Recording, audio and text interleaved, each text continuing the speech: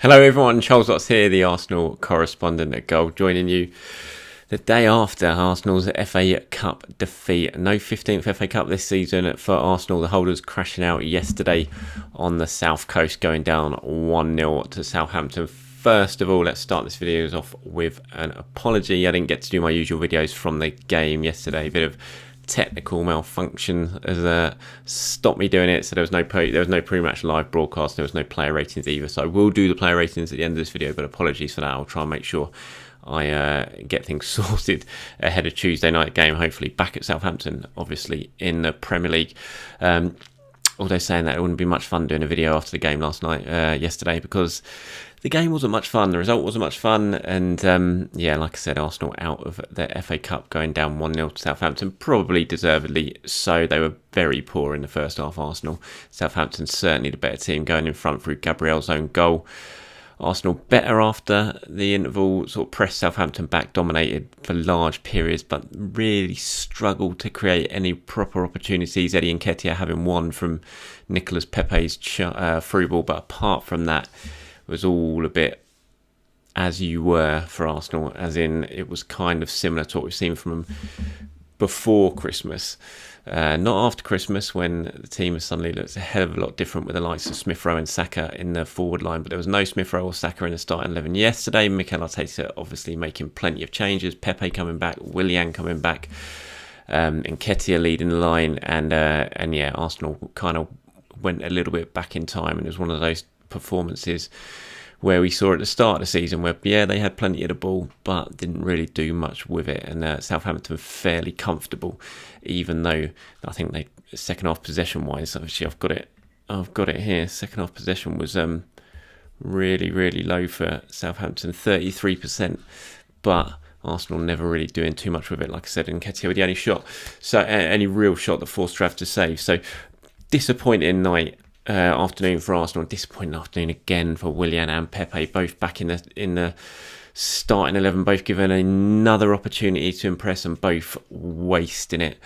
again, and it's just becoming really difficult. It's just this big sort of £100 million problem for Arsenal. You've got your £72 million club record signing, you've got your a free transfer, but a player you've basically invested about £30 million in over the next 3 years to bring him to the club. And both are just performing so badly at the moment. I thought Pepe in the second half was bright yesterday and did have that nice bit of play to set up Nketiah, but you're talking about a £72 million investment here, and as is always the way with Pepe, we're talking about flashes of quality, nothing consistent, just as many bad things as good things, in fact more bad things than good things yesterday, and the less said about Willian, the better. He's just proven to be an absolute disaster of a signing. And look, I hold my hands up. I got a bit of egg on my face about this one. I thought it was actually a decent enough signing, and for 18 months, Arsenal would get enough out of Willian to make it worthwhile, but been proved spectacularly wrong so far. And there's no signs, which is the most worrying thing of the lot. There's no signs of him coming back to form, and we saw it again yesterday. It was just a struggle throughout. It was all one pace. He just gives this impression that he's not really trying, which I'm sure he is, but he just gives this impression where he's not really trying. There's no connection with the teammates, and I think that's the thing. When these sort of players play, you sort of compare it to when Smith Rowe and Saka are in the side, the link up, the relationship they have, the almost telepathic thinking, they know where one is, just lovely link up play. There's nothing like that when you get Willian and Pepe in the side. It's all very individualist. It's just a lot of individuals rather than the team, and it's always been that way this season. And whenever they come back into the side for these sort of games, it's the same. It happened in the third round against Newcastle, and it took Saka and Smith Rowe coming on to win that game in extra time. There was no Smith Rowe yesterday. He wasn't even in the squad. Saka came on, and Arsenal did improve in the second half, but they couldn't get the goal that they needed to at least take the game to extra time, and ended up going out. So it's just a major problem, the Willian and Pepe issue, and it's one that you're just looking into the future and you can't quite work out how Arsenal are going to solve it in terms of getting more from them. Mikel was asked after the game about them, should fans expect more from these two players? They're big players, expensive players. You've got a lot of money invested in them. He said, well, I don't know. They're entitled to ask for anything. What I'm saying is that they tried to give their best. You see how hard they tried, sometimes with more or less quality, but the intention is there and the willingness is there, and this is what we demand from them. After that, the decision making, the final pass, the final ball, the opportunities they have, it's the end product. It's the hardest thing in football. Yes, it's the hardest thing in football, but this is a £72 million player. And I know it's horrible to keep bringing up the price tag, but the price tag is a fact. That's how much Arsenal paid for Nicolas Pepe. When you pay that sort of money, you need to deliver consistently. And so when you're talking about that, like Mikel Arteta, he's almost talking like there are a couple of 18-year-olds there. The end product's the hardest thing in football. Yeah, but you've got Nicolas Pepe, a £72 million player, and you've got Willian, a player who's won it all at Chelsea. He's been in the Premier League 7 years. There's no need to adjust. He doesn't need time to adjust. He's in London beforehand. It's just not really acceptable, is it? And it's becoming a really, really big problem for Arsenal, these two. Especially when you look at Willian, especially, Arsenal have taken so long to get Mesut Ozil out of the club and to get this huge wage off the wage bill. They've finally done it, and now it's just looking like they are stuck with another one. And it's a really tough situation. Pepe, I think they're going to have to make a big decision on one way or the other in the summer, because Pepe, at least there's resale value there. They're not going to get anything like £72 million if they decide to sell him, but at least there is some sort of resale value there. You've got to cut your losses maybe and do it. I know a lot of you really like Nicolas Pepe, and look, I think there's a player in Pepe, but you can't keep talking about flashes of quality. He's looking more and more like he's too one-dimensional to succeed in the Premier League. And for me, I think they're going to have to make a big decision on Pepe. You compare him when Saka is in the side compared to compared to Nicolas Pepe. There's just worlds of difference, and that is a big issue. You're talking about a 19-year-old kid and a £72 million player, and he's just not going to play, I think. And now they're out of the FA Cup, Arsenal. When are these two going to play? They're not going to play in the Premier League. And you've got Odegaard coming in now as well. Well, looks like he's certainly coming in. Arsenal still very much trying to get that deal done.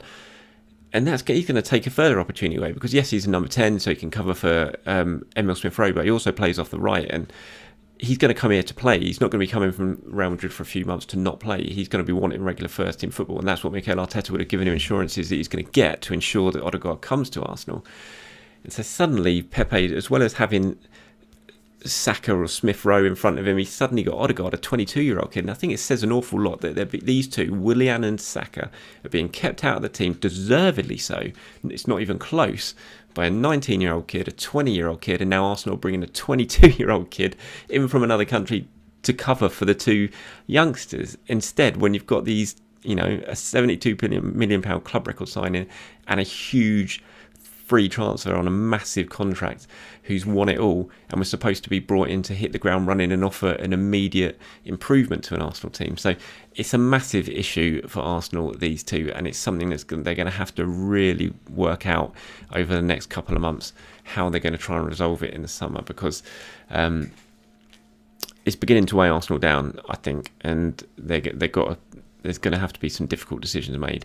Potentially not with Willian, just because I think they might end up being stuck with him because of the contract, the length of contract, and no one else is going to give it to him. But in terms of Pepe, I think decision time is looming when it comes to him and his future and what Arsenal are going to try and do with him moving forward.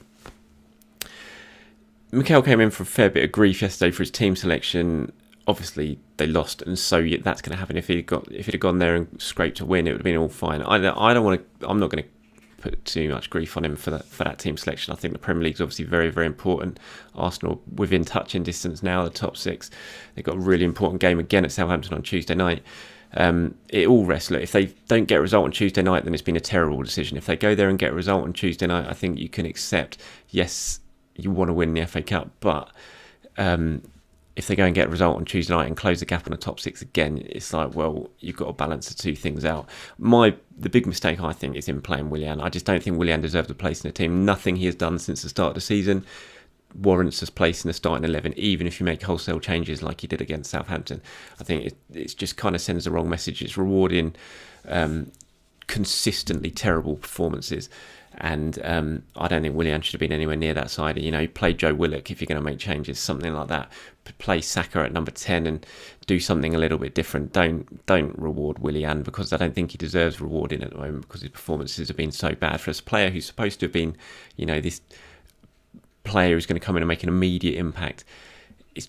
He's so far off that I just don't think he warrants a place in the starting 11 in any team at the moment. It's just rewarding, as I said, poor performances, and I don't think anyone should get that. The other changes I can understand. I'd have certainly give Pepe another chance on the right hand side. You want to see Martinelli needs minutes. He's come back from an injury, so he needed to play. Nketiah, there's an argument that Balogun should play. I get that, and I know there's a lot of frustration about that, but I also think the contract situation is really, really difficult. If Arsenal are getting signals that this deal isn't going to be signed, then what's the point in playing him? Yes, everyone's saying, play him because that will help him sign. But if Arsenal believe he's not going to sign, then what's the point in starting him now? There's not really much point. It's frustrating. Yes, he scored a brilliant hat-trick on Friday night, which made it even more frustrating, but I don't think he helped himself on social media, posting a video of the goal as soon as the full-time whistle went. That's just a bit snide in my opinion, and whether he meant it or not, maybe try and give him the benefit of the doubt, but I'm not sure, because he did it on Instagram as well with a facepalm emoji right on full time, and that's not something that some young kid should be doing. You're good, you're talented, but you're 18 years old, and this is Arsenal. You don't hold a club like Arsenal to ransom if you're an 18-year-old kid. So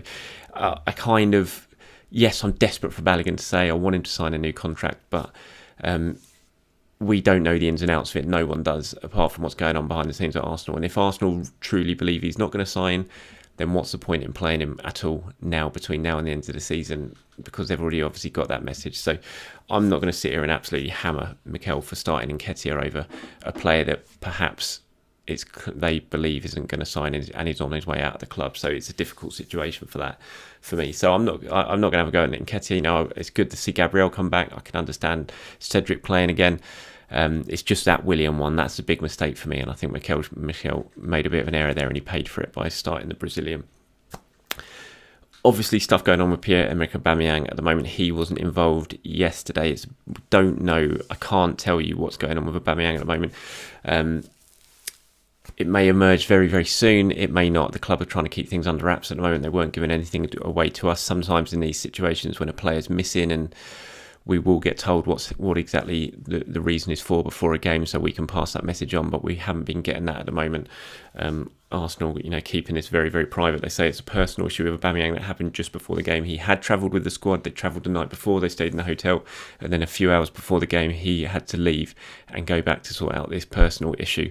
Mikel speaking about it, and after the game, when he was asked, could he play on Tuesday night, Mikel said, I don't know, he needs to address the issue and see how it evolves. We're here to support him, and he needs to take the time that is needed, because that's a priority at the moment. So, that's it's got a bit of a worrying tone, that we don't know exactly what's going on with Auba. We hope everything is all right with him or with his family.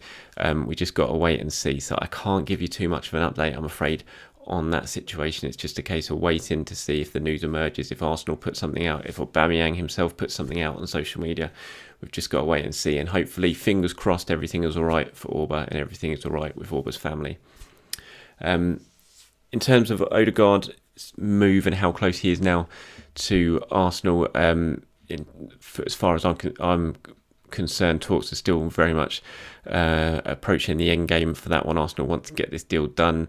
Odegaard wants to come to Arsenal. Real Madrid are willing to let him go, so it's a case of getting that deal over the line. Mikel Arteta was asked about it after the game, saying how close is it. He said, I don't know. Obviously, we played today, so since last night, I don't have any news. Probably I'll get a few phone calls today, and we'll see where we are with every deal. So Arsenal working on a few things at the moment. Obviously, got Matt Ryan in yesterday, a couple of days ago, sorry. Odegaard, they're trying to get done over the line. Ryan Bertrand, as far as I understand it, is a target as a potential left-back. He played yesterday against Arsenal for Southampton, put in a very good shift at the left-back role. He's got 6 months left on the deal there. Southampton want him to sign a new deal. He is stalling on it, though. He wants to go to a top-6 club. And I've heard that Arsenal are exploring the option of Ryan Bertrand. No official contact made with Southampton yet, but there has been contact with representatives, and Bertrand is aware of Arsenal's interest. So that's one to keep an eye on. Mikel Arteta admitting during the week that they were looking at left-back options. Mikel was asked, on Odegaard, is he going to hamper Smith Rowe's development? And if he came in, and he said, I cannot talk about any player who is not ours. We have a very clear idea of how we want our players to develop and what they need to do that. All the decision we made just to reinforce their development and try to give them the best possible chance. Now, I think what he's saying there is that, you don't want to run Smith Rowe into the ground between now and the end of the season. He needs people who can come in and take the pressure off him. Clearly, the players who should be doing that, Willian, for example, aren't doing it, so other people need to come in to do it, and that's the whole idea of Odegaard coming in.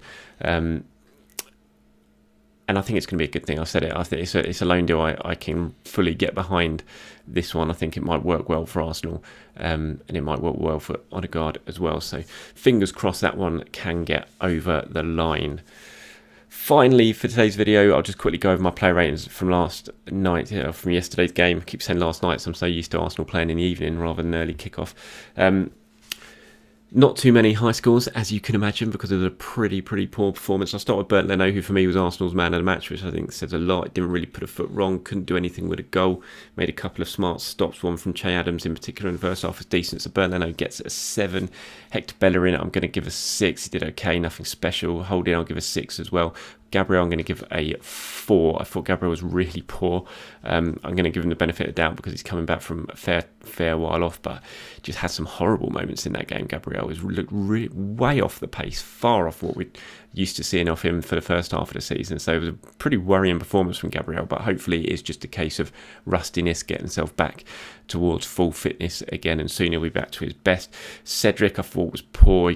Delivery was awful, which is a shame because he was really good, I thought, on the Monday night against Newcastle, but I thought Cedric's delivery, his final ball, he got into some really good positions, wasted it time and time again. Granted, he was playing out of position for most of the game, about 65 minutes. He did eventually switch to right back, but even then his delivery was fairly poor. So Cedric, I'm going to give a 4 as well. Mohamed Elneny, I thought was really poor. It was his mistake which led to the goal. Just didn't have a good game at all. Elneny, he gets a 4. Xhaka, I'm going to give a 5. Pepe, I'm going to give a 5 because he did improve in the second half, but still wasn't good enough for me. But at least he did try and make things happen. He did set up Nketiah for that chance. Willian, for me, gets the 3. Was just really disappointing for a player of his quality. For what we've seen from him, just yet another woeful performance. Not doing enough, not earning his money, just awful. He gets a 3. Martinelli, way off the pace. Arsenal didn't really use him at all, to be honest. Had one good chance in the first half, which was 0-0 actually, and he just could have taken a touch, but he got his finish all wrong from a good free kick. So I'll give Gabby a 4. Eddie, I'm going to give a 4 as well. Everything was bouncing off him, just not a good day for Eddie. He did have that one chance that was saved. In terms of the subs that came on, Partey and Saka came on quite early on in the second half. Certainly helped improve Arsenal. They were a better team after those two came on, but they couldn't help get the equaliser. I'll give them both a 6. And Lacazette came on really late on, didn't really make much of a difference. So I'm not going to give Lacazette a score because he just didn't really play for long enough to get one. Right, everyone, that's enough for today's video. Thank you very much for watching. I will try and pop back throughout the week to keep you as updated as I possibly can on any Arsenal news. Back at Southampton on Tuesday night, so look out for that one. Arsenal returning to the Premier League, hopefully with a much better performance than what we saw on Saturday afternoon. So until then, everyone, thanks for watching, and I'll speak to you soon.